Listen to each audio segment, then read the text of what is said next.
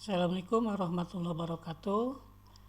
Selamat datang anak-anakku sekalian di channel YouTube Iwan Setiawan. Di sini tempatnya materi atau pembelajaran online untuk mata pelajaran PPKN. Saya perkenalkan diri dulu, nama saya Iwan Setiawan. Saya guru PPKN di kelas 10 untuk semua kompetensi keahlian. Dan tak lupa saya ucapkan selamat datang di SMK 2 bagi kalian kelas 10 yang baru diterima di sini. Alhamdulillah kalian dapat diterima ya. Jadi jangan lupa untuk terus bersyukur kepada Allah Subhanahu wa taala atas nikmat yang telah diberikan kepada kita semua. Karena semuanya adalah ya dari Allah, kita hanya manusia. Jangan lupa untuk terus update informasi di channel ini atau di mata pelajaran PPKN ini, jangan lupa subscribe ya. Untuk pembelajaran kali ini bab 1 yaitu membahas nilai-nilai Pancasila dalam kerangka praktik penyelenggaraan negara atau pemerintahan negara.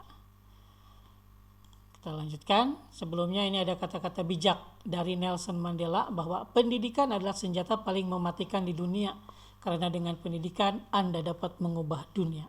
Benar atau tidak? Kalian lihat aja ya tokoh-tokoh di negara lain yang bisa mengubah negaranya itu karena pendidikan. Ya, jadi ini emang pendidikan itu sangat penting karena kalau kita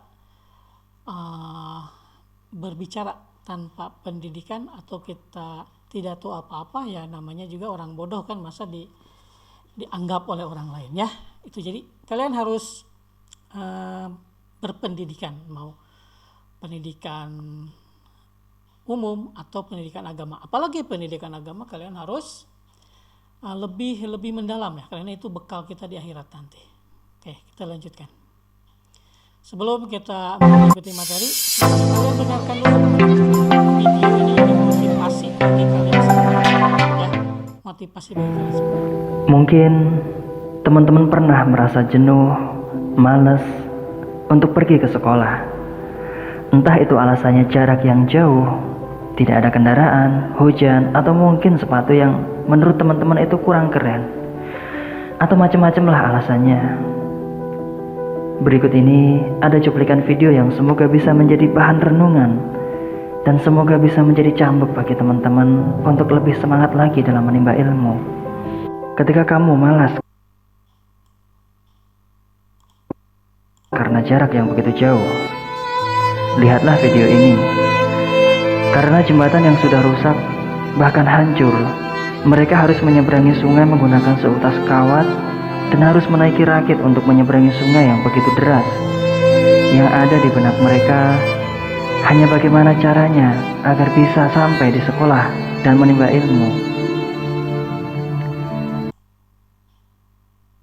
Nyawa mereka menjadi taruhannya. Sedangkan kita, akses menuju sekolah sangatlah mudah dan bahkan bisa dibilang nyaman. Kadang, sebagian dari kita juga diantar jemput oleh orang tua kita. Namun kenapa kita masih enggan dan malas-malasan untuk pergi ke sekolah? Saat engkau malas karena tidak ada kendaraan, lihatlah saudara-saudara kita yang ada di Tiongkok. Para murid harus melalui jalan yang begitu berbahaya untuk bisa sampai di sekolah. Jalan tersebut berupa sebuah tangga pipa besi yang panjangnya kurang lebih sekitar 800 meter yang menghubungkan sebuah desa di atas gunung dengan dunia di bawah mereka, termasuk sekolah mereka. Saat engkau malas berangkat karena uang saku yang sedikit, lihatlah adik-adik kita yang ada di Kepulauan Nias. Dia harus berhenti sekolah saat kelas 4 SD karena ayahnya jatuh sakit. Ayahnya lumpuh dan tidak mampu bekerja kembali. Di usia dimana dia seharusnya duduk di meja sekolah, ia harus berjuang untuk menyambung hidupnya. Dia harus merasakan kerasnya hidup. Terkadang jari-jari kecilnya terkena palu bahkan berdarah. Di dalam hatinya dia masih memiliki keinginan untuk bisa kembali ke meja sekolah. Saat engkau malas karena sepatumu kurang keren atau sepatumu rusak, lihatlah video ini. Mereka adalah anak-anak dari keluarga yang serba kekurangan. Untuk bisa tetap bersekolah, mereka harus bergantian menggunakan sepatu. Sahabatku yang berbahagia, mulai sekarang, jangan sampai rasa malas, minder, dan lain sebagainya menjadi penghalang bagi kita untuk menimba ilmu. Sejauh apapun jarak yang harus kita tempuh, jangan pernah menyerah karenanya. Teruslah berusaha dan teruslah berupaya. Stop malas, stop mengeluh. Engkaulah generasi terbaik bangsa ini. Baiklah sahabatku, jika video ini bermanfaat, silahkan klik like dan subscribe. Klik juga lonceng untuk berlangganan video kami.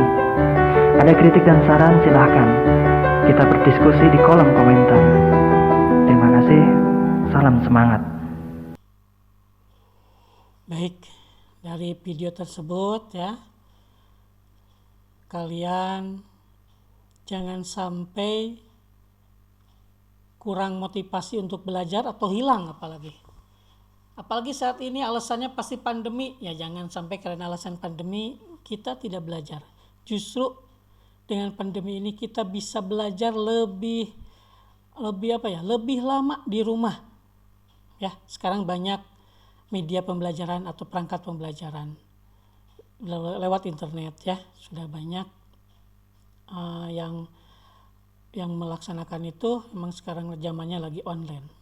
Jadi mereka itu anak-anak tadi tetap ke sekolah, tetap belajar karena pendidikan itu penting. Walaupun mereka harus melewati jembatan yang yang susah ya, atau harus bekerja untuk sekolah. Nah, kalian sudah SMA, SMK, berarti harus lebih motivasinya karena keluar dari SMK ini harus sudah punya keterampilan, skill untuk kemampuan untuk dapat bekerja di dunia industri atau di masyarakat seperti wirausaha ya.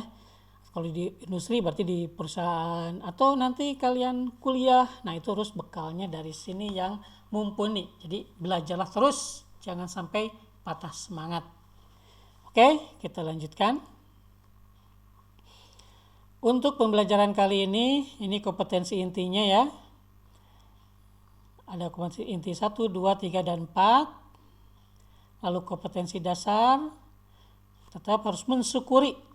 Jadi dasarnya dari PPKN ini mensyukuri adanya nilai-nilai Pancasila.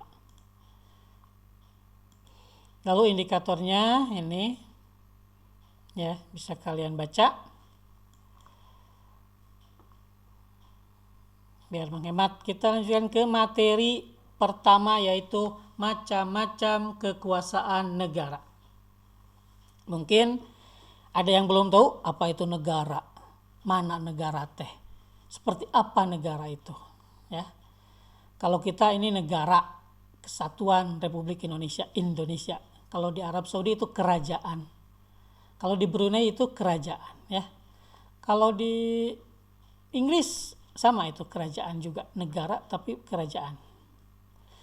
Oke. Ini setelah mempelajari materi ini, peserta dihadapkan dapat ya dibaca. Intinya nilai-nilai Pancasila. Kalau di pelajaran PPKN pasti ke sana, nilai-nilai Pancasila. Definisi kekuasaan menurut para ahli, ada Miriam Budiarjo. Katanya apa? Kekuasaan itu kemampuan seseorang atas kelompok manusia untuk mempengaruhi tingkah lakunya seseorang. Jadi kemampuan untuk mempengaruhi tingkah laku seseorang sehingga sesuai dengan keinginan kita atau yang mempunyai kekuasaan. Lalu Ramlan Surbakti mengatakan kekuasaan merupakan kemampuan yang mempengaruhi pihak lain untuk berpikir dan berperilaku sesuai dengan kehendak yang mempengaruhi. Barbara Goodwin, kekuasaan adalah mengakibatkan seseorang bertindak dengan cara yang oleh yang bersangkutan. Nah ini, jadi kekuasaan itu mempengaruhi orang lain atau mengikuti keinginan penguasa. Lalu ada Max Weber ya, yaitu kekuasaan untuk kemampuan untuk dalam suatu hubungan sosial melakukan kemauan sendiri Harold de Laswell dan Abraham Kaplan, kekuasaan adalah suatu hubungan di mana seseorang atau sekelompok orang dapat menentukan tindakan seseorang atau kelompok lain ke arah tujuan dari pihak pertama.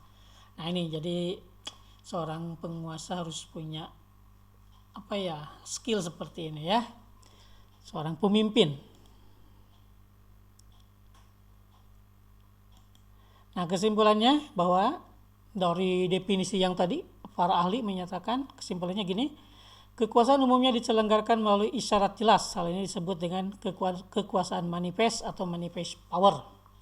Kekuasaan yang lain namun hanya kadang terjadi, yaitu kekuasaan implisit yang terjadi tanpa adanya isyarat yang jelas. Hal yang perlu ditekankan karena adanya kekuasaan adalah hak untuk mengadakan sanksi. Jadi kalau yang tidak mengikuti keinginan penguasa pasti ada sanksi. Untuk menegakkan kekuasaan seperti kursi, persuasi, dan cara lainnya. Jadi harus ada sanksi katanya. Oke, macam-macam kekuasaan negara menurut John Locke ada 3. Ada legislatif, ada eksekutif, ada federatif. Legislatif apa artinya? Kekuasaan yang membuat undang-undang dalam suatu negara. Legislatif itu membuat undang-undang.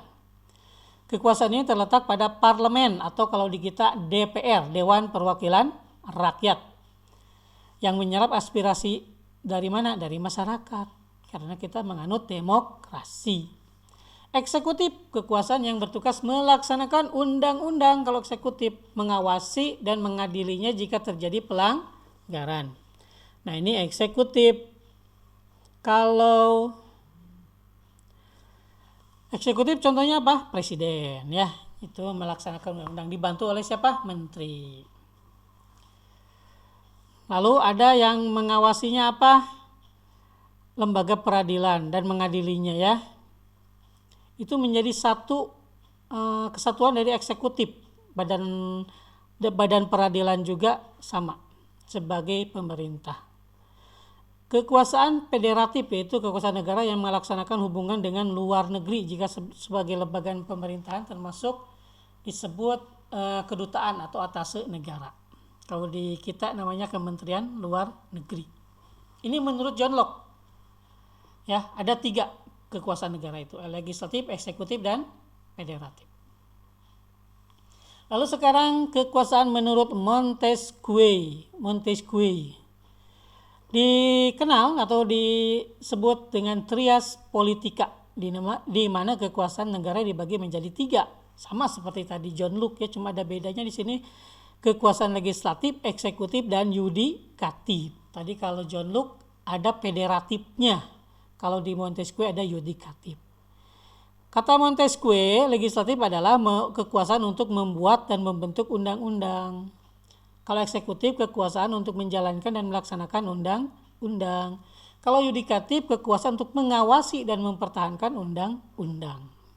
Nah ini yudikatif. Kalau di John Locke itu tadi di eksekutif ya, peradilannya ya. Kita lanjutkan.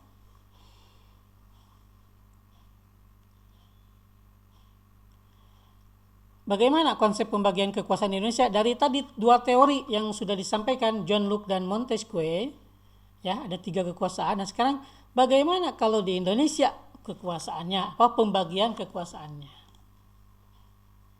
Kita lihat, kalau di Indonesia ini ada definisinya juga menurut para ahli, istilah pemisahan kekuasaan dan pembagian kekuasaan.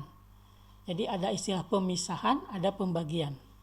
Pemisahan kekuasaan berarti kekuasaan lembaga legislatif, eksekutif, dan yudikatif merupakan lembaga yang terpisah satu sama lainnya, berdiri sendiri tanpa memerlukan koordinasi dan kerjasama. Setiap lembaga menjalankan fungsinya masing-masing. Nah ini pemisahan kekuasaan ini dilaksanakan oleh negara Amerika Serikat. Ini yang melaksanakan sistem kekuasaannya, pemisahan kekuasaan. Pembagian kekuasaan di mana kekuasaan negara itu dibagi-bagi dalam beberapa bagian, legislatif, eksekutif, dan yudikatif, tetapi tidak dipisahkan. Hal ini membawa konsekuensi bahwa di antara bagian-bagian itu dimungkinkan ada koordinasi atau kerjasama. Nah, ini banyak sekali negara yang menggunakan mekanisme pembagian kekuasaan ini, termasuk Indonesia. Ternyata Indonesia menggunakan mekanisme pembagian kekuasaannya, bukan pemisahan. Kalau pemisahan Amerika, biasanya itu negara liberal. Kalau kita demokrasi Pancasila menggunakan pembagian kekuasaan. Nah, ini konsep kekuasaan di Indonesia diatur oleh Undang-Undang Dasar 1945, dan dalam pelaksanaannya ternyata ada beberapa perubahan atau perbedaannya dalam pelaksanaan konsep kekuasaannya. Yang pertama, sejak kita merdeka, yaitu 18 Agustus 1945 sampai 27 Desember 1945 berlaku Undang-Undang Dasar 1945 original, asli, yang dibuat sebelum merdeka itu oleh BPUPKI dan PPKI. Lalu ada perubahan konstitusi atau konsep kekuasaan 27 Desember 1945 sampai 17 Agustus 1950 itu berlakunya konstitusi RIS 1949. Apa itu RIS? Republik Indonesia Serikat. Jadi pada rentang waktu Desember 49 sampai Agustus 1950 ini kita menggunakan konsep pemerintahan serikat. Seperti Amerika Serikat ya. Konstitusinya dirubah jadi konstitusi RIS. Kalau yang awal Undang-Undang Dasar 1945 itu kesatuan konsepnya. Lalu berubah lagi 17 Agustus 1950 sampai 5 Juli 1959 ini berlaku Undang-Undang Dasar sementara 1950. Berubah lagi 5 Juli 1959 sampai 19 Oktober 1999 ya, berlaku kembali Undang-Undang Dasar 1945, kembali ke Undang-Undang Dasar yang asli, yang original. Nah, pada waktu reformasi 19 Oktober 1949 sampai sekarang ini berlakunya Undang-Undang Dasar 1945 hasil amandemen. Siapa yang mengamandemen? MPR. Karena ini Undang-Undang Dasar, bukan undang-undang. Kalau undang-undang yang merubahnya siapa? DPR. Nah, kekuasaan negara di Indonesia dibagi menjadi dua bagian. Ada horizontal, ada vertikal. Horizontal, vertikal. Gimana kalau horizontal itu? Kita lihat secara periodik ya, masa Orde Baru sampai Orde Lama. Ini kekuasaan secara horizontalnya di mana dalam pelaksanaan pemerintahan Orde Lama dan Orde Baru pembagian kekuasaan berdasarkan Undang-Undang 1945 di mana kekuasaan Indonesia dibagi menjadi 3 lembaga seperti konsep John Locke dan Montesquieu. Tetapi yang dipakai di kita trias politika. Konsep siapa? Montesquieu. Yaitu 3 lembaga, yaitu eksekutif, legislatif, dan yudikatif.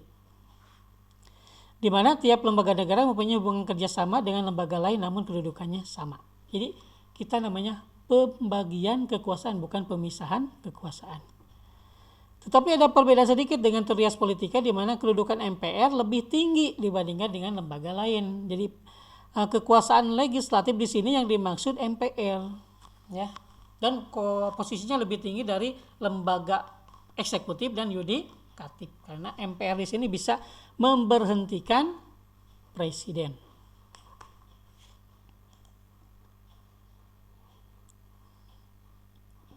Bagaimana pembagian kekuasaan setelah reformasi, yaitu sejak 1999 ya, Undang-Undang Dasar di amandemen, di mana ini kedudukannya lihat semuanya sejajar setara. Undang-Undang Dasar 1945, kekuasaan konstitutif itu dimiliki oleh MPR. Tadi apa? Merubah undang atau menambah atau tapi jangan membentuk undang-undang baru ya.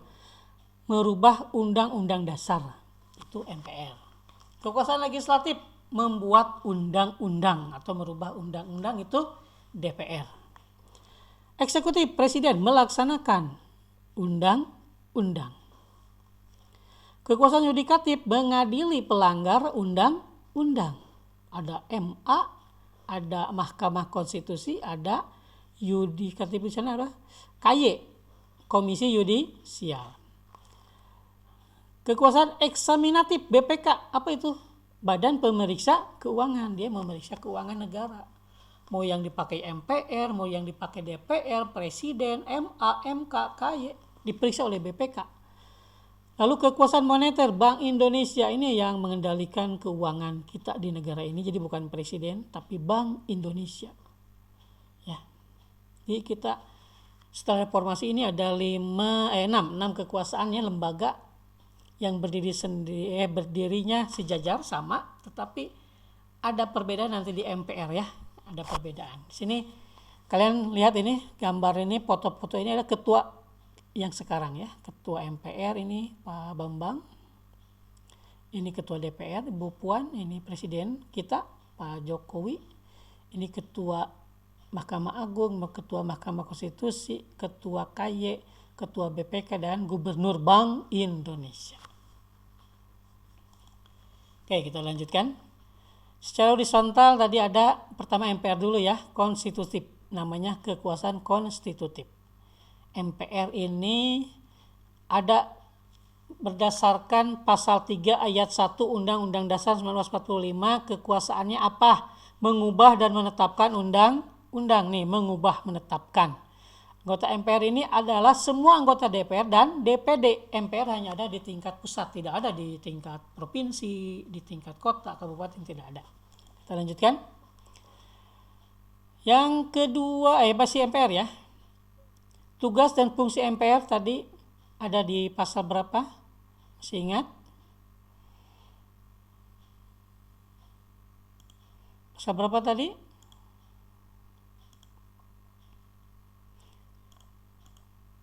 Nah ini pasal 3 ayat 1 ya, pasal 3 ayat 1 Undang-Undang Dasar 45. Di sini ada tugas dan fungsinya mengubah, menetapkan, melantik presiden dan wakil presiden yang terpilih dari hasil pemilihan umum. Pilpres ya, melantik wakil presiden apabila presiden berhenti dari jabatannya karena hal-hal yang tidak diinginkan. Memilih presiden dan wakil presiden baru sekaligus melantiknya apabila presiden yang dilantik itu berhenti sebelum masa waktunya atau masa tugasnya. Jadi itu tugas dan fungsi MPR ya. Berikutnya adalah kekuasaan legislatif yang kedua, yaitu DPR, Dewan Perwakilan Rakyat. Kekuasaan untuk membuat dan menyusun undang-undang. Anggota DPR dipilih langsung oleh rakyat melalui pemilihan umum, pemilu. Nah, tugas dan wewenang DPR ada di pasal 20 ayat 1 Undang-Undang Dasar 1945, membentuk dan menetapkan atau mensahkan undang-undang yang telah dibahas bersama eksekutif presiden ya. Jadi undang-undang itu bisa dari DPR, bisa jadi presiden, bisa jadi usulan bersama lalu disetujui bersama. Jadi presiden mengajukan undang-undang, DPR tidak menyetujui, tidak jadi undang-undangnya.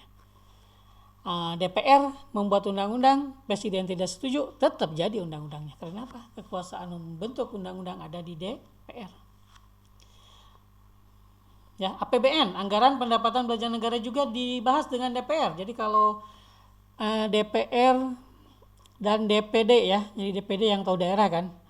Nah ini kalau tidak dibahas dengan legislatif, APBN-nya tidak akan disahkan oleh DPR. Apa tugas DPR selain itu? Melaksanakan pengawasan pelaksanaan undang-undang APBN dan kebijakan pemerintah lain.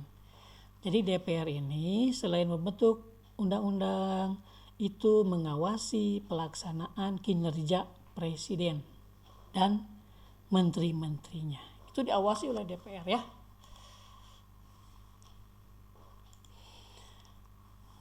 Di sini tugas dan wewenang DPR ya, ada banyak, tinggal dibaca dan ada di undang-undang di undang-undang yang tadi pasal berapa kalau DPR?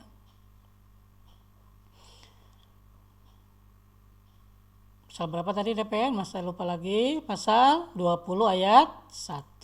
Oke.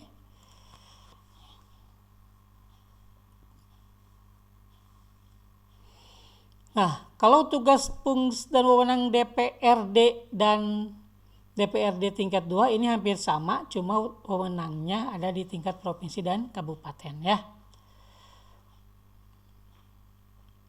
memberikan persetujuan kepada Presiden atas pengangkatan anggota Komisi Yudisial. Nah, ini harus ini oleh DPR juga disetujui. Hakim Agung, Ketua Komisi Yudisial ya, Hakim Agung juga.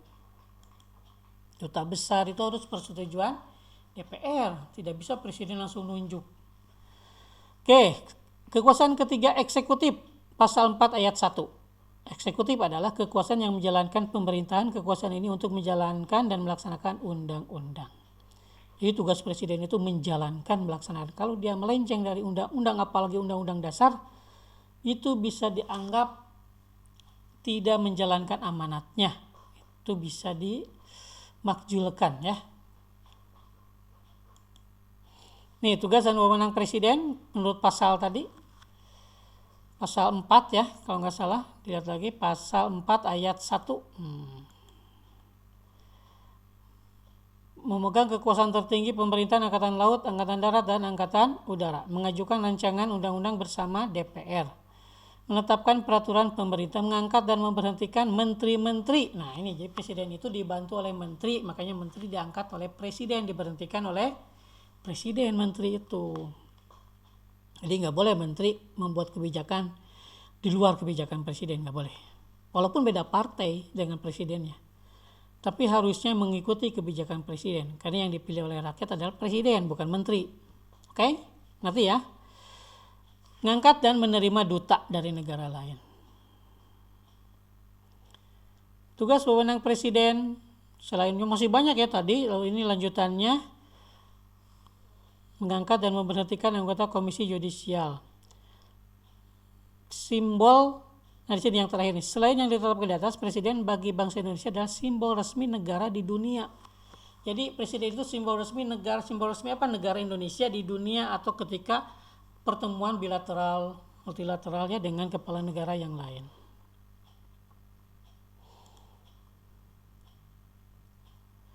Yang keempat, kekuasaan yudikatif, yaitu kehakiman. Nah, kekuasaan yudikatif ini ada dalam pasal 24 ayat 2 Undang-Undang Dasar. Dinyatakan kekuasaan kehakiman dilakukan oleh sebuah Mahkamah Agung dan badan peradilan yang berada di bawahnya dalam lingkungan peradilan umum, lingkungan peradilan agama, lingkungan peradilan militer, lingkungan peradilan tata usaha negara, dan oleh sebuah Mahkamah Konstitusi. Jadi kekuasaan yudikatif dipegang oleh Mahkamah Agung dan Mahkamah Konstitusi. Kekuasaan yudikatif Mahkamah Agung ini tugas Mahkamah Agung mengadili di tingkat kasasi dan menguji perundang-undangan di bawah undang-undang. Mengajukan 3 orang sebagai anggota hakim konstitusi. Memberikan pertimbangan kepada Presiden ketika akan mengajukan gerasi dan rehabilitasi. Lalu ini masih yudikatif ya, Mahkamah Konstitusi, tugasnya mengadili tingkat pertama dan kasasi di mana putusannya bersifat akhir dan final untuk menguji undang-undang terhadap undang-undang dasar. Jadi kalau Mahkamah Konstitusi menguji undang-undang terhadap undang-undang dasar. Kalau MA, undang-undang di bawah perundang-undangan. Ya kalau MA itu. Jadi kalau dalam kaitan mengadilinya ya tingkat konstitusi ini terhadap undang-undang dasar di atas undang-undang ya.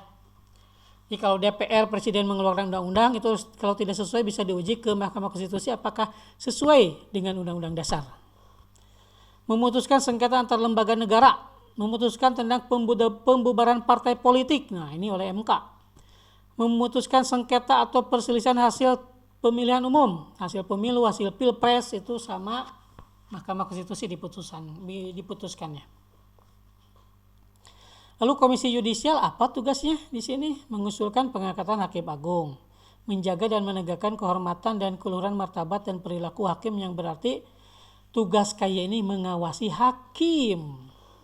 Mengawasi Hakim Agung, mengawasi hakim di peradilan negeri, militer, semua hakim di pengadilan ya.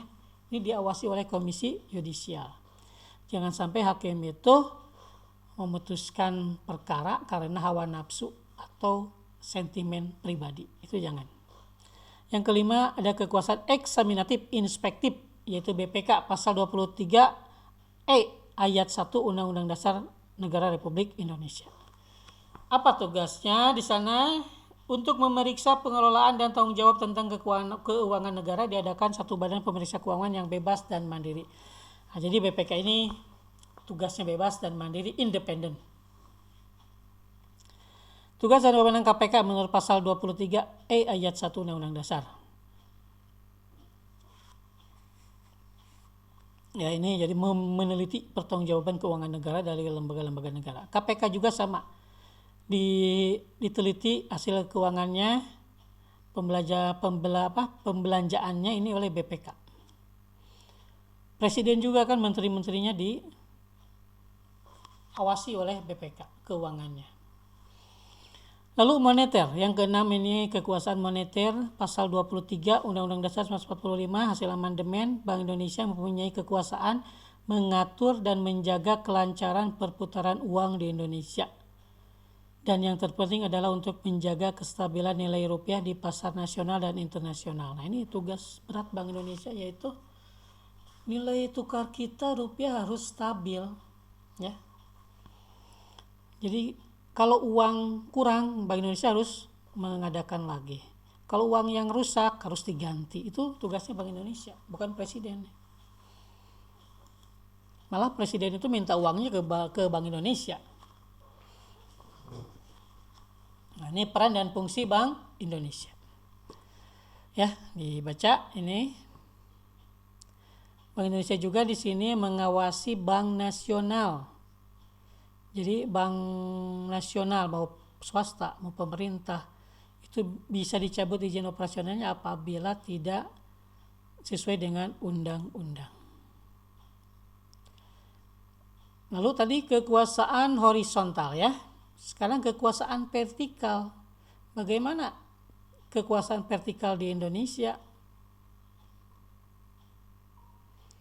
Di sini bagannya kita lihat, di atasnya ada Undang-Undang Dasar, lalu pemerintah pusat itu ada Presiden dan DPR. Yang disebut pemerintah daerah itu gubernur dengan DPRD-nya, bupati, wali kota, dan DPRD-nya. Itu pemerintah daerah. Ini vertikal, ya. Indonesia sekarang sudah menjadi daerah-daerahnya ini otonomi semua. Jadi ada otonomi khusus, ada otonomi non khusus, ya. Apa itu otonomi? Asas otonomi daerah, sentralisasi, desentralisasi, dan dekonsentrasi. Ini asas otonomi daerah. Sentralisasi, desentralisasi, dan dekonsentrasi. Nanti akan dibahas berikutnya itu, ya. Daerah otonom penerima pelimpahan wewenang yang diberikan dari pemerintah pusat dan pemerintah daerah. Nah, ini yang disebut daerah otonom. Nanti dibahas di pertemuan berikutnya.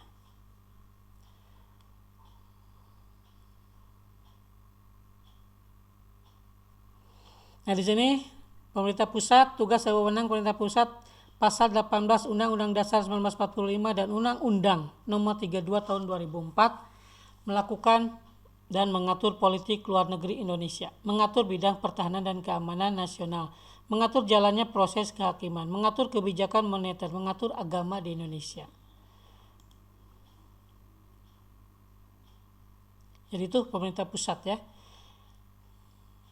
Sekarang pemerintah daerah merencanakan dan mengendalikan pembangunan di daerahnya masing-masing agar menuju atau tercapai kesejahteraan daerahnya masing-masing. Karena kalau pemerintah pusat yang merencanakan nanti tidak tahu kondisi di daerah, makanya harus pemerintah daerah. Ini Bapak contohkan, pemerintah daerahnya ada Provinsi Jawa Barat dan Kota Sukabumi, ya. Nah, merencanakan, memanfaatkan dan mengawasi infrastruktur daerah dan ruangannya. Nah, jadi daerah itu butuh bangunan apa, infrastruktur apa, itu ditentukan oleh pemerintah daerahnya. Lalu diajukan kemana? Ke pemerintah pusat. Jadi pemerintah pusat ini cuma apa tadi? Politik luar negeri, pertahanan keamanan, kehakiman, moneter, dan agama.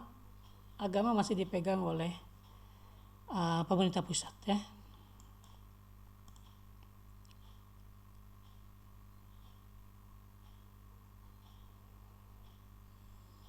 Lalu lanjutannya ini tugas dan wewenang pemerintah daerah. Jadi ketertiban umum, ketentraman masyarakat itu tugas wewenang pemerintah daerah. kesehatan, pendidikan itu bukan nasional lagi, sekarang tugas daerah ini, bupati, wali kota, gubernur ya. Makanya sekolah itu SD, SMP itu di bawah pemerintah kota. SMA, SMK, SLB di bawah pemerintah provinsi. Nah itu karena tugasnya udah jelas di sini, bukan tugasnya presiden, kesehatan dan pendidikan ini. Menyelenggarakan kegiatan ekonomi, nah ini otomatis masih tugas dari daerah. Oke, kesimpulannya tadi ya, silahkan kalian baca-baca lagi dari tadi konsep pembagian kekuasaan. Kita menggunakan tadi pembagian kekuasaannya, eksekutif, legislatif, eksekutif, yudikatif, tapi kita ada 6 ya lembaganya. Lalu tugas pemerintah pusat, bagi tugas dengan pemerintah daerah, gubernur dan wali kota, jangan sampai saling tumpang tindih. Jadi yang daerah ini khusus kesehatan, pendidikan, infrastruktur ini daerah, kecuali infrastruktur nasional ya, seperti jalan tol itu tugas pusat. Kalau jalan raya daerah ini seperti di kota itu tugasnya pemerintah kota. Kalau jalan provinsi jalur ini tugasnya pemerintah provinsi. Gitu. Nah, jadi dari materi pertama ini kita sudah diketahui bahwa konsep kekuasaan di kita seperti apa, tugas dan wewenang pemerintah di Indonesia ini seperti apa, sudah kalian ketahui. Kalian baca-baca lagi ya. Setelah dibaca, jangan lupa kerjakan LKPD-nya. LKPD pertemuan pertama ya. LKPD pertemuan pertama ini ada di Smart Learning ya. Nanti Bapak ini kan di Smart Learning. Nah, ini tampilan Smart Learning-nya. Kalian kan nanti masuk ke sini ya, login ke Smart Learning. Contoh Bapak cari kelas 10 BDP 1 misalkan. Nah, di sini Bapak bisa lihat kalian mengerjakan tugas atau tesnya, bisa kelihatan di sini. Misalkan Akbar Maulana tugasnya berapa nilainya.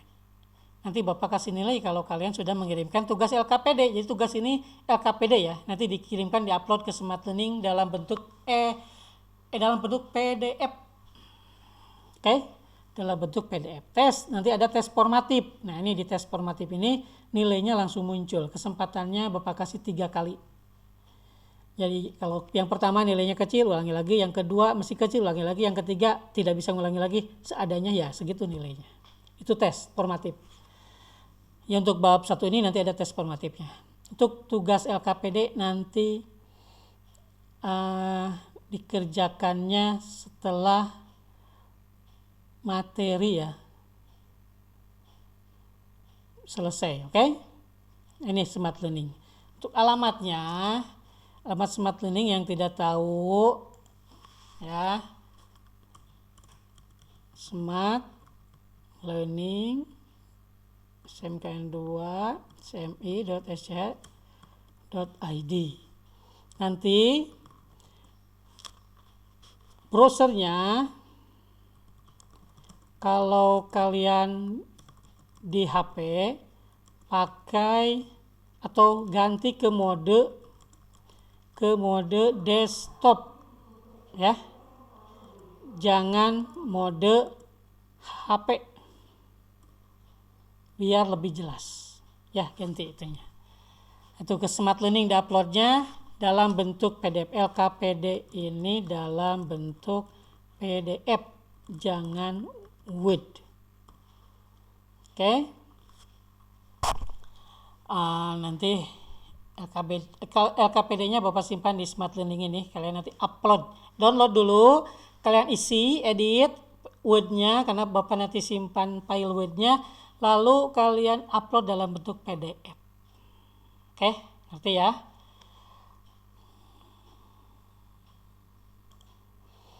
Nah, jangan lupa untuk subscribe channel Bapak ini karena nanti informasinya bisa kalian ketahui kalau subscribe kan ada notifikasinya ya.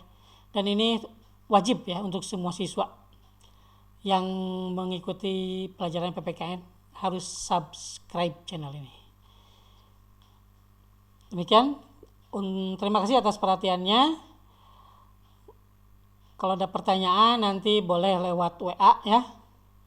Mau Japri, bagusnya si Japri, atau lewat grup tapi di tag ke nomor bapak biar bapaknya ngeh gitu ya. Kalau di grup kelas kan kalau nggak di tag nggak tahu ini untuk siapa gitu ya. Oke, terima kasih atas perhatiannya. Wassalamualaikum warahmatullahi wabarakatuh.